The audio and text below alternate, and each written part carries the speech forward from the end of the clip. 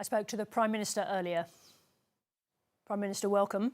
Good to be with you. What is driving this switch to more central control of artificial intelligence? Is it voter angst about the impact on their jobs, on their communities, on their safety? That this change is happening, and we either allow it to take its course without any control or regulation, or we're determined to shape the change. Artificial intelligence is here. It's having an impact on all of our lives, on the way that we work, the way that the economy functions. But we need to seize the opportunities that come with it, shape it so it is in Australia's interests, which was the theme of the speech today. So just so I understand it, in terms of this new office that's going to sit within your office in the government, all those issues around safety, around planning, around workplace copyright, will they be finally determined in that office? So there is coordination. Well, they'll be determined in the Cabinet room, which is where we make decisions as a government. But what we will have is a coordination body at the highest level of government in the Department of Prime Minister and Cabinet. We will have Australian standards for AI. They will be world's best practice. And we can set an agenda, I think, not just for Australia, but for the world. We're an attractive destination for investment because of the advantages that we have. We're a Five Eyes country. We have space that is required for these new data centres. We have an opportunity located where we are in the fastest growing region of the world, and we need to seize the opportunities, but we also need to manage the risks which are there to make sure that we're not destroying jobs, that we're creating jobs. The scale of AI investment is mind-boggling. You said in the speech today you want to do more than manage investments from elsewhere, but isn't that what you're doing? Canada is spending $2 billion building sovereign computer capacity for Canada. The UK is doing the same. You say today the NBN is a good example of sovereign capability in Australia. Why not do the same with AI?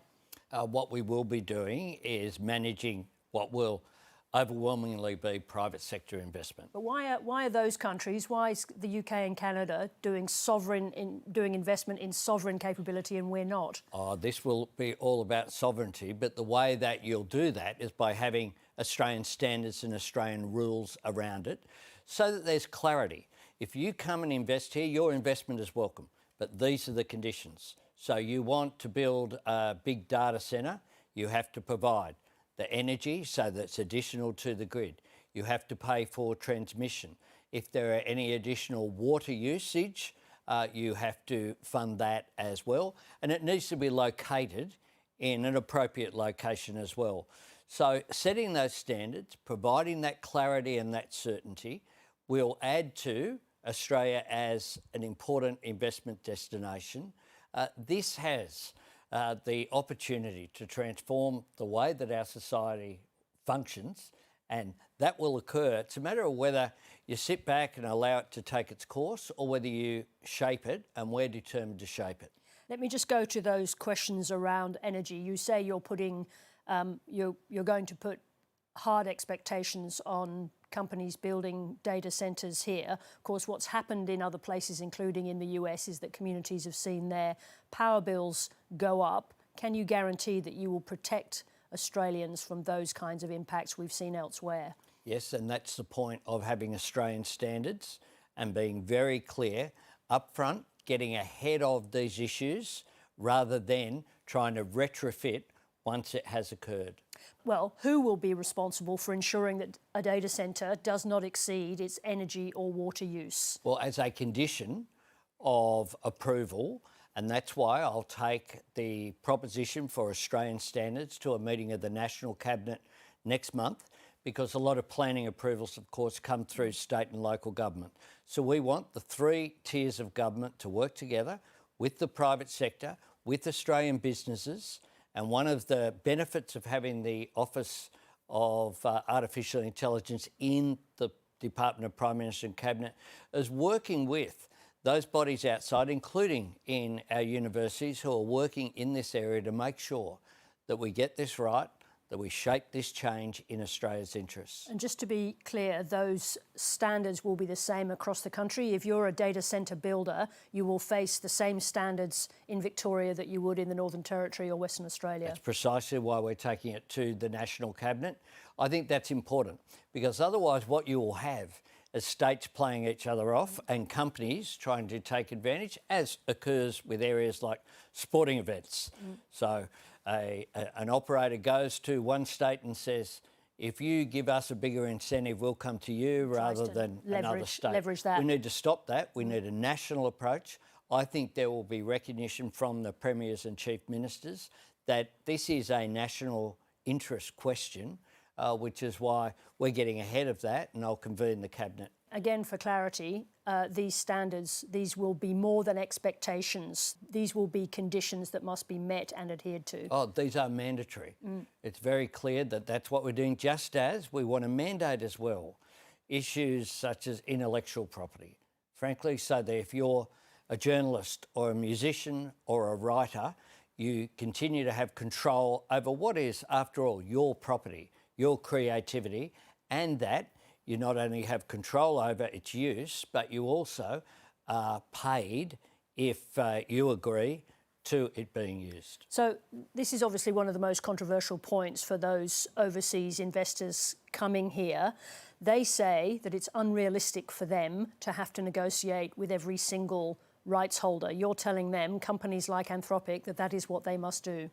Well, that's exactly right. And when you actually look at the way it would operate in practice as well, there are, in the music industry, for example, overwhelmingly, there are a number of major operators. Sure, but there are also individuals, and more so in the current environment. No, that's correct. Yeah. And we want to make sure that their interests are protected.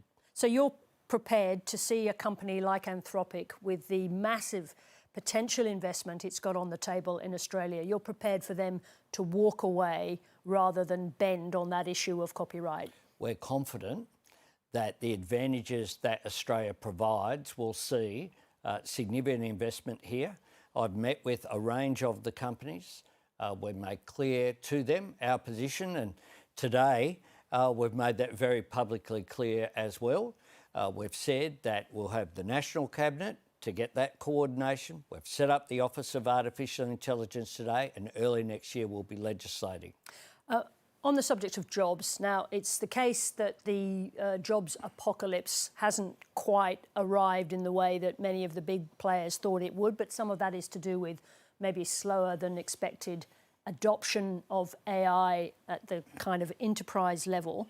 How do you secure jobs? Because it may not be an apocalypse, but they're still talking about very significant changes to the working life of a country like Australia. How do you secure jobs beyond the kind of motherhood statements? What you recognise is that with every form of new technology, jobs do change. Yeah, but this is not a new form of technology like another. You've got people like Demis Hassabis from Google saying this is bigger than the Industrial Revolution. This is equivalent to fire.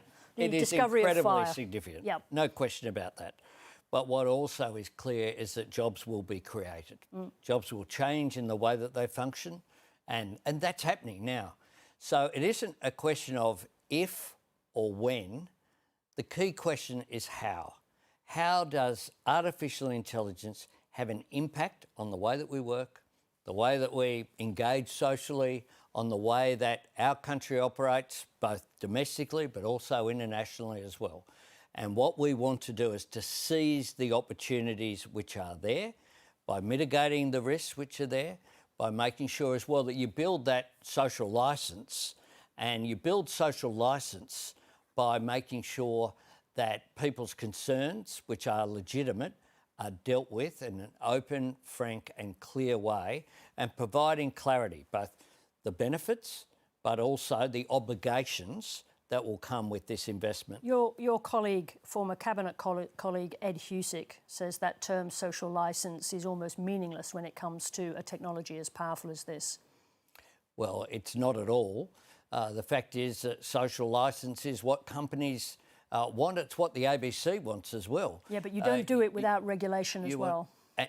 And I've already said that we're doing that, and that's something that Ed wouldn't be familiar with because this has been a cabinet process. There's been a lot of consultation in the lead up to today's speech, which reflects a cabinet decision that was made earlier this week, but not one that occurred with just one discussion, one that occurred as my government operates, properly having processes, giving consideration, coming to an orderly decision, and then setting up a time frame for implementation on delivering a positive outcome. Just on the question of jobs, the ACTU wants enforceable agreements where businesses must consult their workers before introducing AI. Do you support that?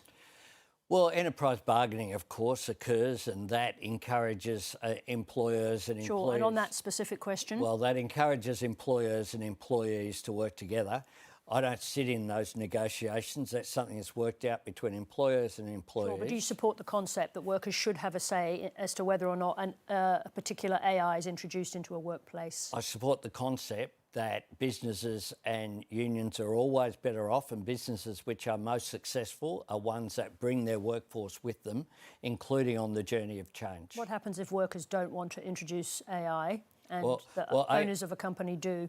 Well, AI is happening. It's having an impact immedely, I'm sure, in this studio. So you're encouraging workers to allow the entry of AI into their workplaces? I'm encouraging workers to recognise that artificial intelligence is happening. Change is happening, and they have an interest in shaping that change because if not, then they don't get a say. So I'm encouraging constructive engagement. Businesses can have massive productivity benefits from use of AI. We are seeing that. We need to make sure that workers, though, aren't shut out of those discussions. They have an interest in businesses being successful because the more successful businesses means better workplaces and better conditions. Prime Minister, thank you very much indeed for joining us. Thank you. So the Prime Minister knows he must now walk a fine line between the promise of AI and widespread anxiety in the community. Having created the Office of AI, he'll now wear the responsibility for how it all unfolds. The front line of that anxiety is really about data centres for now, where they'll be built and where the energy and water to run them is going to come from. Protests against data centres have erupted across the world, fuelled by suspicions that governments are putting companies and their investments first and people last. Belinda Dennett is the CEO of Data Centres Australia and joins me here in Sydney. And Adam Bandt was the leader of the Greens. He's now the CEO of the Australian Conservation Foundation. He joins me from Melbourne. You're both very welcome to 7:30. Thanks, Sarah. Belinda, I'll start with you. Is the Prime Minister's centrally controlled Office of AI plus new national regulations necessary or overkill? I think what it does is signals his ambition, Australia's ambition, to be a leader, to take some control over how AI is built and created. And the way you do that is you have the infrastructure here in Australia. You make sure that our values and our culture are reflected in the tools that are built. So we welcome that ambition. We agree with his broad principles that data centre operators should invest in the energy they use and the energy infrastructure, the water infrastructure. So we welcome that, and we also have to be very engaged with the communities in which we're building. All right, we'll come back to the things that maybe you don't welcome so much, but Adam Bandt, it's good to have you back on the programme. Do you think that the Prime Minister's guarantees on water and energy are credible? It's good that we're going to see legislation. We heard about the strongest possible protection for copyright. That's a good thing, but we didn't hear about the strongest possible protection for water and for energy. By their nature, these data centres are water hogs and energy vampires, in which there's some forecasts of up to 11% of our total grid usage now being data centre driven by 2030, and we're talking about the largest one that's on the books at the moment having an energy consumption greater than the Tomago aluminium smelter. So we're not talking about trivial things, we're talking about very, very serious users. And in terms of water, the water utilities at the moment are getting applications for average data centres that are drawing on about 80,000 homes a day worth of water, and Sydney Water says it could be looking at 25% of the drinking water, of Sydney's water, being used for data centres over coming years. Adam, let me just jump in here, because your former party, the Greens, want a moratorium. No more data centres to be built until new regulations come in. Do you support that? Yes, and us and a number of other environment groups have been calling for that for some time. Like, we're already facing a crunch for building enough renewable energy for this country to meet its climate goals and to meet its the existing energy goals. Now, when you add another up to 11% of unexpected demand into that, it is right that these data centres should be asked to build the renewable energy that goes along with it, and it be genuinely additional. All right, Adam. Let's bring in Belinda Dennett. Well, first of all, are you water hogs and vampires? Number one, and two, what would a pause do to the industry in Australia? So data centres currently use 2% of the energy grid. That's about the same as shopping centres. It will increase as we build more capacity, around 6% by 2030. That is manageable. If you look at Australia's data centre capacity, it's about 1/50th of what's happening in the US. Water use is actually quite... May I say, that sort of stands to reason, that number? Yeah. Quite moderate in terms of 0.04% of Australia's water use, 2.3% of the water we use in manufacturing in data centres. We're seeing a lot of innovation in that space towards closed-loop cooling, new innovations that use minimal amount of water. So the water problem is being solved for using recycled water. We've just had new data centres announce recycled water treatments. Should all data centres in the future, should it be part of these regulations that it must be using recycled water? I think where it's available. One of the challenges in Australia is getting access to recycled water, getting that availability, having the right legislation in place that makes that water available. All our operators want to use recycled water or non-potable water sources. So that's, again, the principle is shared. Making that happen and how you implement it is where the challenges come. What about, just before I come back to Adam Bandt, what about energy? Are you going to be producing your own energy? You're not going to be able to create new renewable energy projects in time to supply these data centres. So are you going to be able to supply energy, or are you going to be competing with energy with the rest of Australia, competing for energy? So let's start with what's already happening. Data centre operators are already, and their customers, so this is done jointly. The customer uses 80% of the energy, the operator around 20%, so it's done jointly. Currently offsetting 70% of energy use with renewable energy projects. What about the other 30? We would like to get there, and you've just flagged some of those challenges. We've got renewable energy projects that have challenges themselves getting built in time. Matching that timing is one of the challenges that we need to overcome. So how legislation fixes that is the question when this becomes due. In principle, we support it. Most of our operators have commitments to offset 100% of their energy use. How we get there and how the country gets there is the challenge. All right, Adam Bandt, one of the phrases used by the Prime Minister today was that these data centres would, would have to be located in appropriate locations. Is there any agreement on what appropriate locations are? Well, water is obviously a very, very big question, and so is energy use. And with energy use, it needs to be additional and it needs to be renewable. And so far, we haven't got any indication that those two are going to be enshrined in law. The Prime Minister did use the word additional in your interview with him. If it's genuinely additional, as in the data centres are going to build it or fund the construction of it, and it's renewable, then that can address some of these problems. But what we're seeing at the moment, last year, we saw about 80% of the power generation for these new hyperscale data centres around the world being with gas-fired power stations. And that's what we're seeing in Australia as well. Proposals in New South Wales for a gas-fired power station to fund a big data plant that would wipe out all of New South Wales emissions reductions.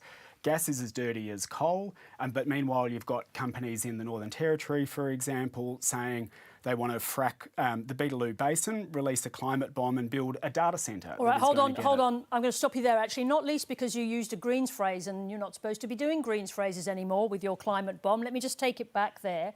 In terms of that 30%, Yeah. I mean, Adam Bandt makes the point that if that 30% is not coming from renewable energy, where is it coming from? So just take us back to that. So data centres connect to the energy grid. What's in the grid is a determination of government policy and market forces. They don't connect directly to a renewable energy source. What our companies are doing is investing in renewable projects. They're not designed to build new renewable energy projects. I think if you had that, you want data centre operators to build energy, that's probably what's happened in the US, where you've seen gas plants and the like. We play a really important role in underwriting renewable energy projects, giving them financial certainty. They wouldn't be built without an off-taker. Data centres are a great off-taker because they're 24/7, a steady, reliable source of energy. All right, a question to both of you to finish off. Adam Bandt, one of the reasons we're talking about this particular subject is because of the fears that are so widespread in the community, more broadly about AI. Do you think the government taking more centralised control of this can do something, briefly, to alleviate the fears in the community? Oh, look, I do think that people want to see governments acting in the public interest and not for vested interests. We do live in an era where big corporations have too much power, and I think people want to see government step in. But I think the question is going to be that we'll be looking at is look at the detail of the legislation. Is it going to require additional and renewable generation? And is it going to put a firewall between the water that is used by these centres and the drinking water that we rely on? I'm very concerned about water sovereignty. I don't think the Murray can take much more water being dragged out of it, and yet we're talking about new data centres in South Australia. And if the data centres are able to guarantee now that they're not going to build new gas-fired power plants to power their data centres, that would be a great thing to hear. Well, we're going to have to wrap it up, but I think it's too complex a question to begin again. I'm just going to say for now, Belinda, Dennett, thank you very much indeed for coming and explaining the position of the data centre sector. Adam Bandt, it's great to have you back on the programme. Obviously, we're going to be talking about this a great deal. I thank you both. Thank you. Thank you.